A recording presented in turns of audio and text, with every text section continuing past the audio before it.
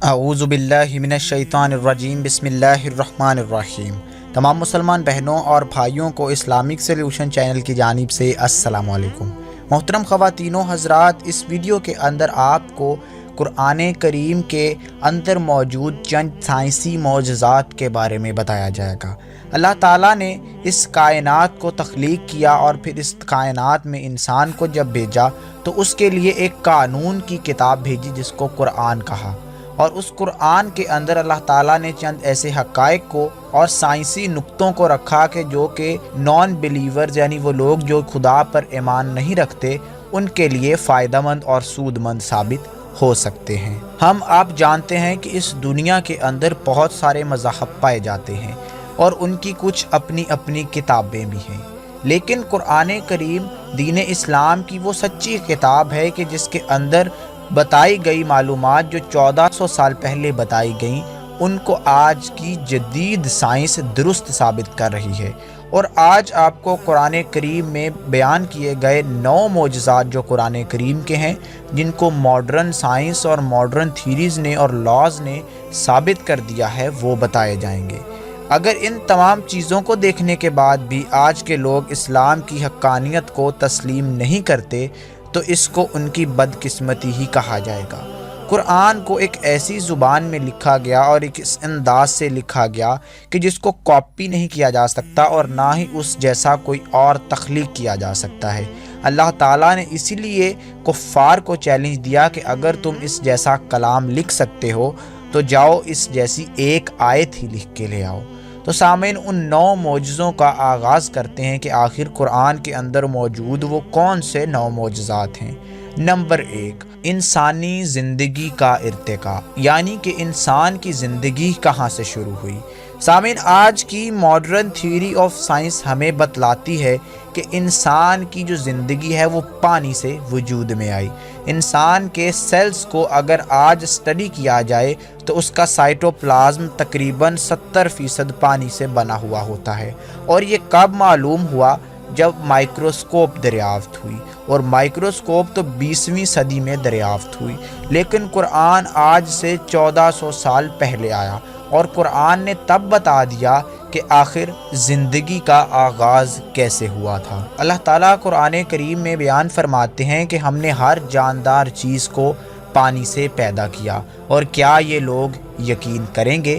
سامعین، یہ قرآن کریم کی اس آیت مبارکہ کا مفہوم ہے جو کہ آج کی جدید سائنس کو ٹکر دیتی ہے، یعنی کہ آج کی جدید سائنس سمٹ کر اس آیت مبارکہ پر آ پہنچی ہے کہ واقعی جو انسان کی زندگی کا ارتقاء تھا وہ پانی سے ہوا تھا، اور انسان کی زندگی اور جسم آج بھی 70% پانی پر مشتمل ہے۔ ایک جوان مرد کے جسم کا جو 60% حصہ ہوتا ہے وہ پانی پر مشتمل ہے، لیکن یہ بات آج سے 1400 سال پہلے عرب کے صحراؤں میں موجود رسول اللہ صلی اللہ علیہ وآلہ وسلم کو اللہ تعالیٰ نے قرآن کے ذریعے بتلا دی تھی۔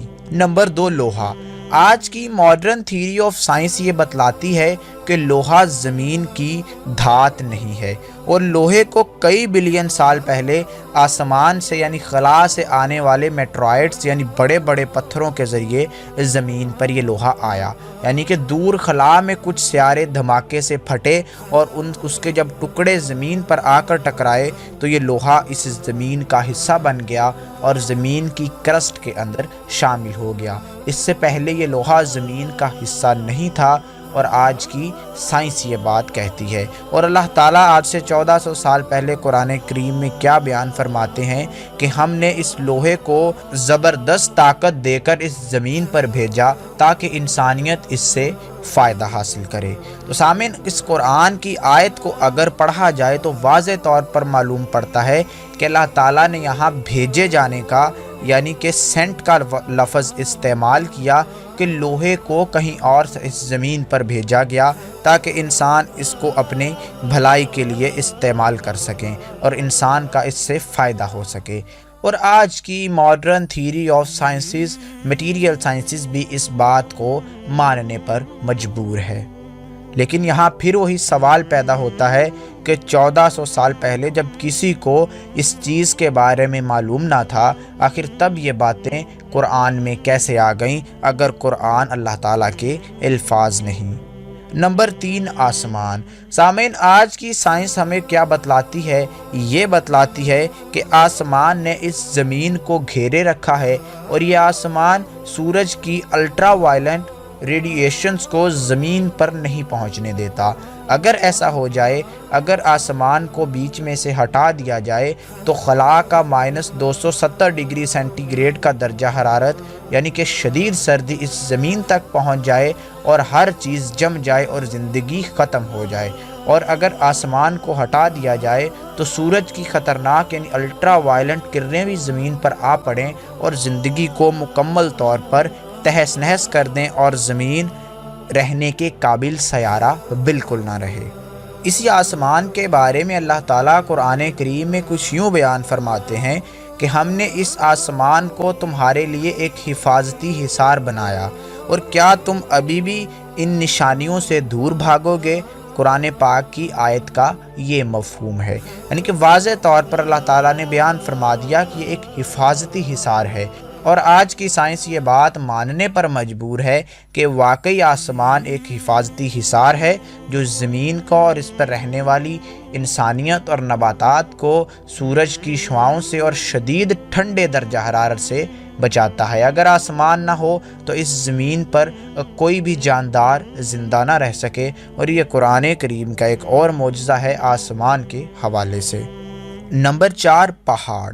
سامعین، اللہ تعالیٰ قرآن کریم میں پہاڑوں کے بارے میں کچھ اس طرح سے فرماتے ہیں کہ جس کا مفہوم ہے کہ کیا ہم نے زمین کو ایک ساکت چیز نہیں بنایا؟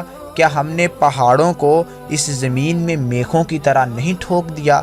سامعین، یہ بات اتنی اللہ تعالیٰ نے واضح بتلا دی ہمیں، اور آج کی 20ویں صدی کی سائنس ہمیں کیا بتلاتی ہے کہ جو پہاڑ ہوتے ہیں وہ زمین میں جتنا حصہ اوپر ہوتا ہے اس سے کئی گنا زیادہ حصہ اس کا زمین کے اندر ہوتا ہے، یعنی بالکل وہ میخوں کی مانند زمین کے اندر گڑے ہوئے ہیں۔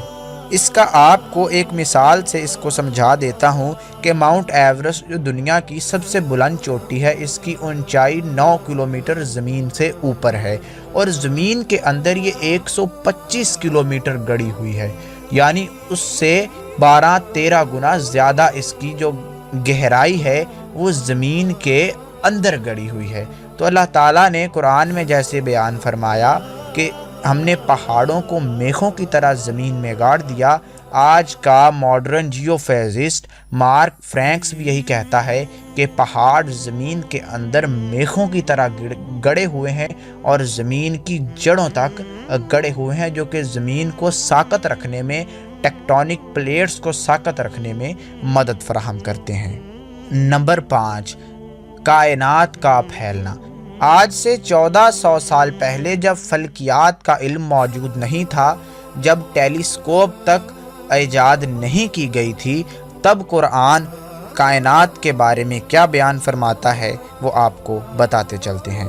اللہ تعالیٰ قرآن کریم میں بیان فرماتے ہیں کہ وہ ہم ہی ہیں جس نے اس کائنات کو اپنی طاقت کے ذریعے پیدا کیا اور اس کو بڑھا رہے ہیں، یعنی کہ واضح طور پر قرآن کریم میں کائنات کے پھیلنے کا ذکر ہے، ایکسپینڈ کا لفظ استعمال کیا گیا ہے۔ اور آج کے فزسٹ کیا کہتے ہیں؟ 20ویں صدی کا عظیم فزسٹ سائنسدان اسٹیفن ہاکنگ کہتا ہے کہ یہ سائنس کا 20ویں صدی کا سب سے بڑا کارنامہ ہے کہ اس نے دریافت کر لیا کہ کائنات وقت کے ساتھ ساتھ پھیلتی چلی جا رہی ہے، یعنی کہ 20ویں صدی میں اپنی ایک کتاب بریف ہسٹری آف ٹائمز میں اسٹیفن ہاکنگ یہ بات لکھ دیتا ہے۔ لیکن آج سے 1400 سال پہلے جب مکہ اور مدینہ میں قرآن کی صورتیں نازل ہو رہی تھیں تو اللہ تعالیٰ اس میں یہ بیان فرما رہا تھا کہ کائنات جو ہے اس کو ہم پھیلا رہے ہیں، اٹ کیپس آن ایکسپینڈنگ، یعنی کہ یہ وقت کے ساتھ ساتھ بڑھ رہی ہے۔ نمبر 6، سورج کا گھومنا۔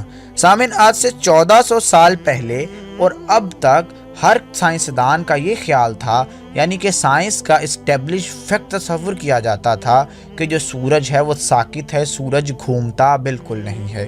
لیکن ہم نے پھر دیکھا کہ کہ سائنس نے جب ترقی کی تو سائنس اس نہج پر پہنچ گئی اور سائنس نے اس چیز کو دریافت کر لیا کہ سورج اپنی جگہ پر ہی اپنے مدار میں گھومتا ہے، اسی طرح زمین اور چاند بھی اپنے اپنے مدار میں گھومتے ہیں۔ لیکن 1400 سال پہلے حتیٰ کہ 20ویں صدی تک جب لوگ سمجھتے رہے کہ سورج ساکت ہے، سنیے قرآن میں اللہ تعالیٰ سورج کے بارے میں کیا بیان فرماتے ہیں جو کہ قرآن کا ایک اور عظیم معجزہ ہے۔ اللہ تعالیٰ قرآن کریم میں بیان فرماتے ہیں کہ وہی ہے جس نے رات اور دن کو پیدا کیا، سورج اور چاند اپنے اپنے مدار میں گھومتے ہیں۔ یعنی کہ کتنی واضح طور پر اللہ تعالیٰ نے یہاں مثال دی اور ہمیں سمجھا دیا کہ جو چاند ہے اور جو سورج ہے یہ اپنے اپنے مدار میں گھوم رہے ہیں، تیر رہے ہیں، یعنی فلوٹ کر رہے ہیں، حرکت میں ہیں۔ تو آج کی سائنس اس بات پر رضامند ہوئی، متفق ہوئے آج کے سائنسدان کہ ہاں بھائی وہ واقعی سورج جو ہے وہ بھی حرکت کرتا ہے۔ اگر سورج حرکت نہ کرے ملکی وے کے اراؤنڈ تو اس نظام شمسی کا نظام چل ہی نہیں سکتا۔ یعنی آج انسان کی عقل اس نہج پر پہنچی ہے۔ نمبر 7، سمندر۔ قرآن کریم میں اللہ تعالیٰ بیان فرماتے ہیں جس کا مفہوم ہے کہ ہم نے سمندر کی گہرائیوں کو اندھیرا کر دیا۔ یہ بات 1400 سال پہلے تب بتائی گئی جب کوئی انسان بھی سمندر کی اس گہرائی میں نہیں جا چکا تھا جہاں پر آج اندھیرا پایا جاتا ہے۔ یعنی کہ انسان سمندر میں زیادہ سے زیادہ بغیر سانس والے آلات کے 70 میٹر تک جا سکتا ہے، اور اس 70 میٹر تک سورج کی روشنی موجود ہوتی ہے۔ اس سے بہت نیچے جا کر سورج کی روشنی غائب ہوتی ہے اور مکمل اندھیرا ہوتا ہے۔ یعنی کہ آج سے 1400 سال پہلے تک وہ علاقہ انسان کی پہنچ سے دور تھا، اور آج انسان کی جب پہنچ میں آیا تو انسان نے کیا دریافت کیا کہ واقعی سمندر کی جو گہرائیاں ہیں وہ اندھیری ہیں، جبکہ قرآن نے آج سے 1400 سال پہلے بتا دیا کہ سمندر کی گہرائیوں میں روشنی کا وجود نہیں ہے بلکہ وہ اندھیری ہیں۔ نمبر 8، جھوٹ بولنا اور دماغ کی حرکت۔ سامعین، رسول اللہ صلی اللہ علیہ وآلہ وسلم کے دور میں ایک آیت کو ابو جہل کے لیے اتارا گیا۔ ابو جہل بار بار جھوٹ بولا کرتا تھا۔ اس بارے میں قرآن میں اللہ تعالیٰ نے ارشاد فرمایا کہ اس میں کوئی شک نہیں کہ اگر یہ باز نہ آیا تو ہم اس کے ماتھے کو روک دیں گے، اس کے جھوٹ کو بھی اور اس کے گناہ گار ماتھے کو بھی۔ تو سامعین، قرآن کریم کی آیت مبارکہ کا یہ مفہوم ہے۔ یہ بتانے کا مقصد آپ کو صرف یہ ہے کہ آج کی ماڈرن بایولوجیکل سائنس اس بات پر متفق ہو چکی ہے کہ انسان کا جو جھوٹ بولنے کے لیے دماغ کا حصہ جو اس کے لیے متعین ہے وہ انسان کے بالکل ماتھے کے پیچھے والا حصہ ہے۔ انسان کے دماغ کو جدید آلات لگا کر جب اس پر تجربات کیے گئے تو الیکٹرانک ویوز دماغ کے جس حصے میں پروڈیوس ہوئیں جب انسان نے جھوٹ بولا تو وہ اس کے ماتھے کے بالکل پچھلا حصہ تھا۔ ایسینشیلز آف اناٹومی نامی کتاب کے اندر اس چیپٹر کو تفصیل سے بیان کیا گیا ہے کہ انسان کے ماتھے کا جو پچھلا حصہ ہوتا ہے وہ جھوٹ بولنے کے لیے استعمال ہوتا ہے، اور اس کے ساتھ ساتھ یہ حصہ فیصلہ کرتا ہے کہ انسان نے کون سی حرکت کرنی ہے یا انسان کا فیصلہ کیا ہونے والا ہے۔ نمبر 9، انسان کو درد کا ہونا۔ یہ 20ویں صدی میں ایجاد ہوا کہ انسان کو جو درد ہوتا ہے وہ در حقیقت اس کی جلد کی وجہ سے ہوتا ہے۔ اگر انسان کی جلد کو ہٹا دیا جائے تو اس کو درد بالکل نہیں ہوگا، کیونکہ انسان کے جسم میں جو پین ریسیپٹرز ہوتے ہیں، یعنی وہ سیل کہ جو درد کو محسوس کرتے ہیں، وہ اس کی جلد کے اندر پائے جاتے ہیں، اور یہ بات دریافت ہوئی 20ویں صدی کے اندر۔ لیکن سامعین، یہاں ضروری ہے کہ آپ قرآن میں موجود اس اشارے کو بھی سمجھیں۔ اللہ تعالیٰ قرآن کریم میں بیان فرماتے ہیں کہ ہم ان کو جہنم کی آگ کا ایندھن بنائیں گے جنہوں نے ہماری وحی سے انکار کیا، پھر ہم ان کی جلد کو جلا دیں گے، پھر ان کی اس جلد کو بدل دیں گے تاکہ ان کا درد کو محسوس کرنا جاری رہے، اور اللہ تعالیٰ بہت حکمت والا ہے۔ یعنی کہ اللہ تعالیٰ نے قرآن میں واضح طور پر بیان فرما دیا کہ ہم انسان کی جلد جب جل جائے گی اس کو پھر بدل دیں گے تاکہ وہ پھر بھی درد کو دوبارہ محسوس کرنا جاری رکھ سکے۔